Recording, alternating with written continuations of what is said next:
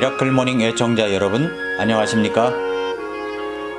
2021년도도 벌써 한 달이 휙 하고 지나갔습니다. 이제 2월입니다. 매일의 작은 습관을 반복하면 그것이 우리의 성공을 일으키는 루틴이 되어 원하는 것을 성취할 수 있게 될 것입니다. 최근에 제가 책을 읽다가 그 책 속에서 인용한 책에 마음에 들어와서 도서관에서 대여를 받아 읽게 되었습니다. 그로잉업이라고 하는 책입니다. LG 생활건강의 멈춤 없는 성장의 원리가 무엇인지를 한양대 교수님이신 홍성태 교수님이 쓴 책입니다. 홍성태 교수님은 이런 분야의 책을 여러 권 쓰신 분입니다. 그러고 보니까 홍 교수님의 책을 제가 몇 권 읽었네요. 이 교수님이 쓴 책은 그 책 속에서 하나의 키워드를 꼭 이야기하고 있습니다. 홍성태 교수님이 쓴 책 모든 비즈니스는 브랜딩이다라는 책에서는 나음이라는 키워드를, 나음보다 다름이라는 책에서는 다름이라는 키워드를 제시합니다. 배민다움이라는 책은 많은 인사이트를 준 책이었는데 이 책에서는 다움을 강조합니다. 그리고 그로잉업이라고 하는 책은 키움이라는 키워드를 찾을 수가 있습니다. 그로잉업, 이 책에서는 LG 생활건강의 차석용 부회장에 대한 이야기를 담았습니다. LG 생활건강은 2021년도에는 연 매출이 1조 200억 원, 영업이익은 1000억 원에 불과한 회사였습니다. 실적도 하향세가 이어져서 매년 50%씩 마이너스 성장을 한 회사였습니다. 결국은 2003년도 4년도에는 구조조정을 하는 것이 아니냐, 이런 이야기도 나왔었습니다. 그때 돌아가신 구본모 회장님이 LG 생건 대표로 스카우트를 한 사람이 바로 차석용이라는 분입니다. 나중에 구본모 회장님은 차석용 LG 생건 대표를 부회장으로 앉혀놓고 돌아가셨습니다. 차석용 대표가 LG 생활 건강에 와서 그 회사가 어떻게 변했을까요? 2004년 LG 생건에 취임했을 때 매출은 1조 원, 600억 원의 영업이익 수준이었는데 2018년도에는 매출이 6조 7,475억 원, 순이익이 1조 393억 원, 시가총액이 4,287억 원에서 17조 1,956억 원, 그러니까 4배로 성장을 했습니다. 대단하지 않습니까? 15년 동안 성장한 것이 그로잉업이 계속 업만 됐다는 겁니다. 올라가는 성장이 계속됐다는 거죠. 어떻게 그럴 수 있을까요? 어떻게 그럴 수 있느냐고 홍성태 교수님이 차석용 부회장님을 인터뷰하면서 물어봤습니다. 어떻게 그렇게 15년 동안 상승 곡선만 그린 성장을 이루었냐고 말입니다. 그랬더니 차 부회장님이 뭐 특별한 것이 없다고 말합니다. 그러고 보니까 LG생활건강은 그 회사를 놀랍게 성장하게 만든 그 한 방이 없었습니다. 많은 회사들이 얼마나 그 한 방을 노립니까? 얼마나 많은 사람들이 인생 한 방을 기대하며 살아갑니까? 한 방이면 돼. 한 방만 터지면 돼. 그 한 방을 기대하느라 정말 작은 일에 집중 못하며 인생 낭비하는 사람이 얼마나 많습니까? 실제로 어떤 회사는 그 회사를 기둥처럼 만들어주는 한 방이 있습니다. 예를 들어서 오리온은 초코파이정, 나이키는 Just Do It이 있습니다. 뭐 그런 회사도 있겠죠. 한 방 때문에 그 회사를 지탱해 주는 것도 있습니다. 그런 것도 있을 수 있다고 생각합니다. 사람도 그렇지 않습니까? 한 방 때문에 졸지에 부자가 된, 졸부가 되거나 잘 사는 사람도 있겠지요. 그러나 우리같이 평범한 사람은 LG 생건의 그로잉업한 이야기를 잘 귀담아 새길 필요가 있습니다. 그래서 제가 이렇게 이 책을 인용하는 것입니다. 어떤 회사는 그렇게 놀랍게 성장한 배경 속에 그 한 방이 있는데 홍성태 교수님이 LG 생건을 보니까 그 한 방이 없더라는 것입니다. 그러면 LG 생활건강이 그렇게 15년 동안 상승 곡선만 그린 그런 성장의 원동력은 무엇일까요? 홍성태 교수님과 차석용 부회장님과의 인터뷰 속에서 나온 결론이 뭐냐면 KO 펀치가 아니라 잽이라는 사실입니다. 잽.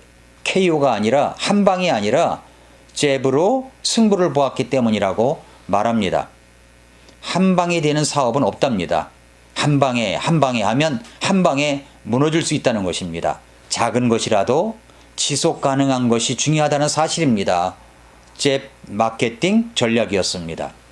저는 이 책을 읽으면서 우리도 똑같다고 생각이 들었습니다. 한 방을 기대하는 인생이 아니라 작은 습관이라도 늘 지속적으로 무엇인가를 할 때 그것이 루틴이 되어 우리를 그로잉업, 성장할 수 있게 만들 수 있습니다.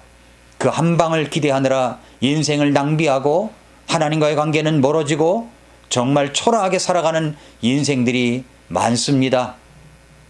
저는 성경에서 이런 면에서 다윗이 생각났습니다. 다윗은 골리앗과의 싸움에서 그야말로 한 방에 골리앗을 무너뜨렸습니다. 물맷돌 5개를 가지고 갔는데 그 중에 하나를 처음 걸 날렸는데 그 한 방이 골리앗의 이마에 꽂히게 된 것입니다. 대단한 실력입니다. 그런데 생각해 보십시오. 그 한 방이 즉흥적으로 나온 것입니까? 평소에 물맷돌을 써본 적도 없는 사람이 갑자기 등장을 해서 그 한 방에 골리앗을 죽일 수 있었겠습니까? 우리는 사무엘상에 나오는 다윗의 어린 시절을 좀 묵상하면서 볼 줄 알아야 됩니다. 다윗은 들판에서 양을 지키며 살아가는 목동 소년이었습니다. 처음부터 양을 잘 지키는 자가 아니었겠죠? 어리기 때문에 이런저런 실패와 위험이 있었을 것입니다. 그런데 그 어린 소년 다윗이 골리앗 투사를 앞에 두고 사울 왕에게 이야기한 것을 들어보십시오. 사무엘상 17장 33절에서 사울 왕이 어린 소년이 와서 골리앗을 자기가 상대해서 싸우겠다고 하니까 이렇게 말합니다. 사울이 다윗에게 이르되 네가 가서 이 블레셋 사람을 치며 그와 싸울 수 없나니 너는 단지 소년이나 그는 어려서부터 전사이니라. 그렇게 이야기를 합니다. 너는 단지 소년이다, 애송이다 이 말이죠. 다윗은 정말 소년이었습니다. 어린 소년이었어요. 그런데 골리앗은 키가 3m 정도쯤 되고 싸움을 잘하는 투사였습니다. 어떤 사람도 그와 상대할 수 없는 투사였습니다. 그런데 그 애띠고 했던 소년 다윗이 그 장수를 상대할 수 있겠습니까? 겉으로 볼 때는 전혀 상대가 될 것 같지 않았습니다. 누가 보아도 그런 생각이 들 것입니다. 사울이 그렇게 말하자 다윗이 이렇게 대답을 합니다. 사무엘상 17장 34절부터 37절까지 보면은 다윗이 사울에게 이르되 당신의 종이 자기 아버지의 양들을 지킬 때 사자와 곰이 와서 양떼에서 어린 양을 움켜가면 내가 따라가서 그것을 치고 그것의 입에서 그것을 건져내었고 그것이 일어나서 내게 대항하면 내가 그것의 수염을 잡고 그것을 쳐서 죽였나이다. 여러분 생각해 보세요. 이런 것이 한 번, 두 번 있었겠습니까? 들판에서 들짐승들이 양떼를 공격하는 일은 매일매일 일어나는 일입니다. 수시로 일어나는 일입니다. 들짐승들을 쫓아내고 양을 움켜가면 뺏어오고 그 과정에서 싸움이 벌어지면 거친 짐승과의 싸움에서 이겨내고 이렇게 반복했던 것이 잽인 겁니다. 잽. 매일매일 일어나는 잽입니다. 한 방에 끝낸 것이 아닙니다. 매일매일 일어나는 일이었습니다. 다윗은 어리지만 그것을 매일 1년이면 365일 그것을 얼마나 했을까요? 1, 2년만 했을까요? 아닙니다. 그 기간은 성경에 기록되어 있지 않지만 수년 동안 그 일을 했을 것입니다.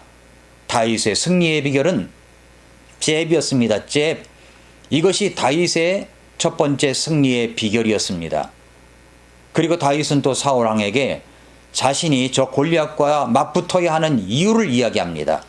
사무엘상 17장 37절에 보면 다윗이 또 이르되 나를 사자의 발톱과 곰의 발톱에서 건져내신 주 그분께서 나를 이 블레셋 사람의 손에서도 건져내시리이다.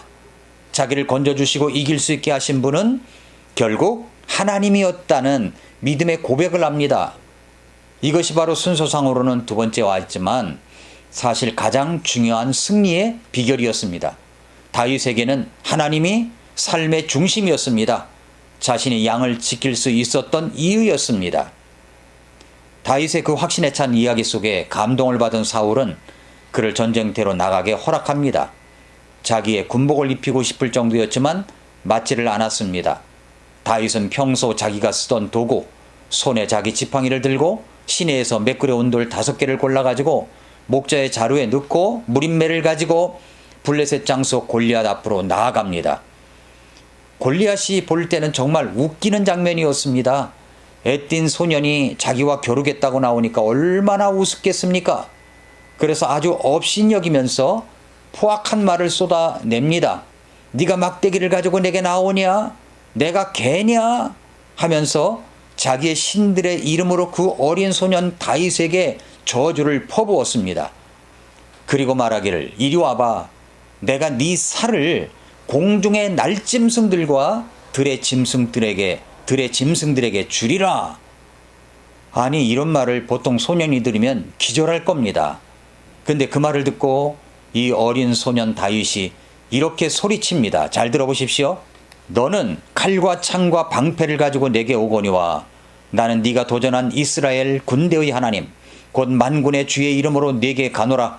이날 주께서 너를 내 손에 넘겨주시리니 내가 너를 쳐서 네게서 네 머리를 취하고 또 이날 블레셋 사람들 군대의 사체를 공중의 날짐승들과 땅의 짐승들에게 주어 이스라엘의 하나님이 계신 줄 온 땅이 알게 하겠고 또 주께서 칼이나 창으로 구원하지 아니하심을 이 모인 온 무리가 알게 하리라.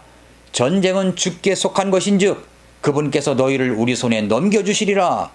46절 47절에 말씀하고 있습니다. 짧은 2절이지만 어마무시한 이야기를 다윗이 하고 있습니다. 어떻게 어린 소년, 작은 체구, 애띤 소년에게서 이런 용감하고 꿀리지 않는 놀라운 이야기가 나올 수 있었단 말입니까? 바로 하나님의 이름으로 갔기 때문입니다. 전쟁은 하나님께 속한 것이라는 것을 믿었기 때문입니다. 하나님은 군대의 하나님이라는 것을 믿었기 때문입니다. 구원은 전쟁 무기로 오는 것이 아니라는 것을 그는 알았기 때문입니다. 바로 하나님께 달려 있는 것입니다. 그러면서 다윗은 평소에 갈고 닦았던 자신의 작은 습관들, 루틴, 날마다 잽을 날렸던 그 물맷돌을 날립니다. 그런데 그 잽 한 방으로 끝날 줄 누가 알았겠습니까? 다윗은 5개를 넣어가지고 가는데 말입니다. 사랑하는 애청자 여러분, 인생은 한 방이 아닙니다. KO 한 방이 아닙니다. 그렇게 한 방 하다가 한 방에 무너질 수 있는 것이 인생입니다. 성실함과 부지런함으로 우리가 매일매일 작은 습관들을 익혀가십시오. 경건의 습관들, 무릎 꿇는 습관들, 매일 말씀을 듣고 그 말씀대로 살아가는 작은 습관들을 쌓아갈 때 그것이 그 잽이 성장 곡선을 그리며 올라가게 할 것입니다. KO 펀치가 아니라 잽입니다. 날마다 잽 훈련, 작은 습관을 만들어 가십시오. 오늘도 미라클 모닝입니다.